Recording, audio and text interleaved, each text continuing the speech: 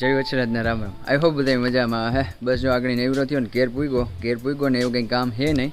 ગઈકાલે હે ને આપણે ઘરે નાની એવી પૂજા હતી અને પૂજામાં મારે બેસવાનું હતું એટલે વ્લોગનો મેળ ન આવ્યો કારણ કે બધા મહેમાનની ઉતા એટલે પછી ખરાબ લાગે ને કે કંઈ પણ હવે પૂજા કરવામાં બેહવું વિધિ કરવા કે પછી આવી રીતે વ્લોગ બનાવવો એટલે અટાણે જો નવરો થયો એટલે હવે જે કંઈ પણ એની સામગ્રી વધી હતી ને વધરાવાની હતી ને જે કંઈ પણ વિધિ દર વિધિ પ્રમાણે એવડી છે ને જે આગળ જાઉં ચોપાટીએ ઇન્દ્રેશ્વર કરીને મંદિર છે અહીંયા અને જે કંઈ પણ વસ્તુ પધરાવવાની કે કંઈ પણ હોય ને તો અહીંયા તમે પધરાવો ને તો એ સારું છે એટલે ને આગળ જો હું જ્યાં અને જે કંઈ પણ ત્યાંનું હે ને એવડું આપણે કવર કરી અને અહીંયાનું મૂકશું ત્યાં સુધી બધાને જય વચરાજ.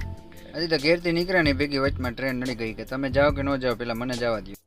એ ખરેખર ટ્રેનના ડ્રાઈવરને જોઈને મને હે ને ખેદો થતો હતો કારણ કે હે ને એની પોતે અહીંયા છાયામાં અંદર મસ્તીના ટાટોડામાં બેઠો હતો ને અમને અહીંયા ફાટક બંધ કરીને અહીંયા રોડ ઉપર ખરાબ ઉપર ધોમ તડકામાં ઉભા રાખ્યા હતા પ્લસ પાછું ટ્રાફિક ચીરી નીકળવાનું હતું. કાંઈ વાંધો નહીં. પછી મને યાદ આવ્યું કે ઈવડો ભણેલું હતો ને આપણે ભણેલ નથી એટલે ઈવડું હે ને છાયામાં બેઠો હતો ને આપણે તડકામાં હે આપણે આપણી જગ્યાએ ભૂકે ગયા જો હાંભે આ દેખાય ને ઈવડું આપણું ફાઇનલ ડેસ્ટિનેશન છે બરાબર છે. અને આ લેફ્ટ હેન્ડ સાઈડ ઉપર હે ને સ્મશાન હે અને રાઈટ હેન્ડ સાઈડ ઉપર હે ને જો આ ગૌશાળા હે ને કેટલી મસ્ત મસ્ત ક્યુટ ગાયું હે પાછળથી મસ્તીનો દરિયાનો પવન આવે હે બાપા ગાયને લીલું નાખે હે અને ખરેખર અહીંયા આવીએ ને એટલે એક જાતની શાંતિ મળે એમ થાય કે આપણે ક્યાં આવી ગયા સુકૂન મળે. તો મંદિરની એક્ઝેક્ટ પાછળના ભાગમાં હે ને જો આ પગથિયા હે પગથિયાથી હેઠા ઉતરીએ ને પગથિયા થોડાક જર્જરિત હાલતમાં હે એટલે તમે તમારા રિસ્ક પ્રમાણે ચાલવા નમ્ર વિનંતી. હા તો બસ આપણે અહીંયા જ ઊભીને જે કંઈ પણ વસ્તુ હે ને આપણે લઈ આવ્યા ને એની હાથીને જ પધરાવાની હે.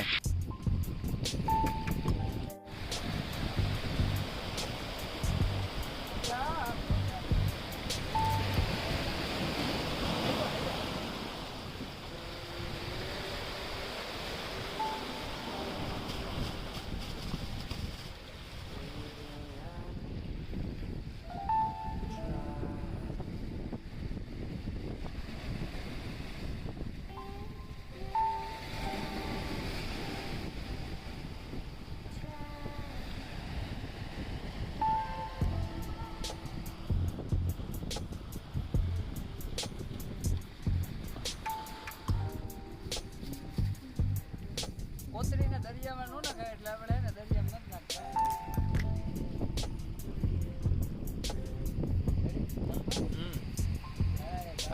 મોજો આવી જાય.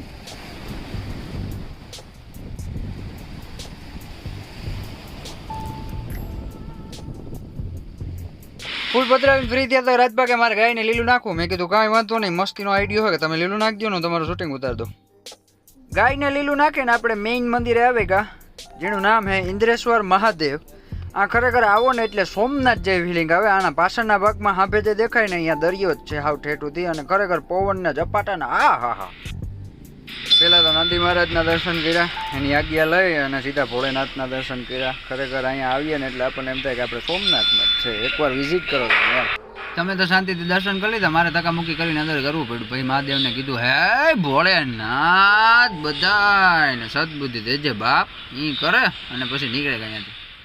પછી આપણે આવે કે સીધા કબૂતરને સણ નાખવા સારું. અહીંયા મંદિરથી એક્ઝેક્ટ કંઈક 200 મીટર આડે આગળ જાય ને એટલે અહીંયા ચબૂતરા જેવું બનાવેલું જ છે પહેલેથી.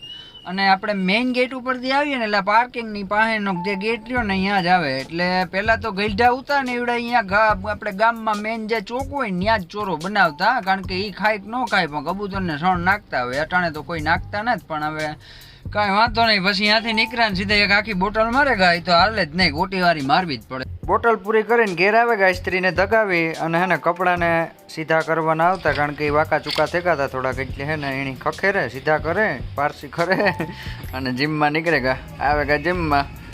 થોડું ઘણું હે ને સાયકલ લઈને મેં કીધું ફેરવાનો વારો તો ઝીણકા ઉતા તાર નહોતો આવ્યો અટાણા આવે ને ફેરવે નાખીએ મેં કીધું એટલે થોડુંક કાર્ડિયો કર્યું. સાયકલ હલબલાવે થઈ ગયો પણ એ હલી નહીં કારણ કે પેન્ડલ લાંબી ના થઈ ગયો મારે પણ હે ને પછી ઉપર લીધા ડમ્બલથી હે ને મેં કીધું ખંભા હલબલાવી નાખીએ કારણ કે આજે હે ને શોલ્ડરની એક્સરસાઇઝ હતી. બીજી આખી એક્સરસાઇઝ કવર કરવાનો વારો ન આવ્યો એનું કારણ હે કે આજ કોઈ હતું નહીં ઓળખીતું ભાઈબંધ આજે આવ્યા નહોતા બધા ગુલી મારી ગયા હતા ગધડીના એટલે હે ને કોઈ પૂરેપૂરી એક્સરસાઇઝ કવર ન થઈ બરાબર. આ રહ્યો આજનો લુક ફાઇનલ બરાબર લેફ્ટ હેન્ડ સાઈડનો અને હે ને આ રહ્યો રાઈટ હેન્ડ સાઈડનો લુક. એનો મને ખબર એવું બધું કંઈ ખાસ નથી પણ આલ try my level best. I hope તમને આ વિડીયો ગમ્યો હે. આજની દિનચર્યા અહીંયા પૂરી થાય હવે ઘર ભેગી ના થઈ જાઉં. હવે મળ્યું બીજા બ્લોગમાં. ત્યાં સુધી બધાને જય Vachraj. Do like subscribe and thank you for watching.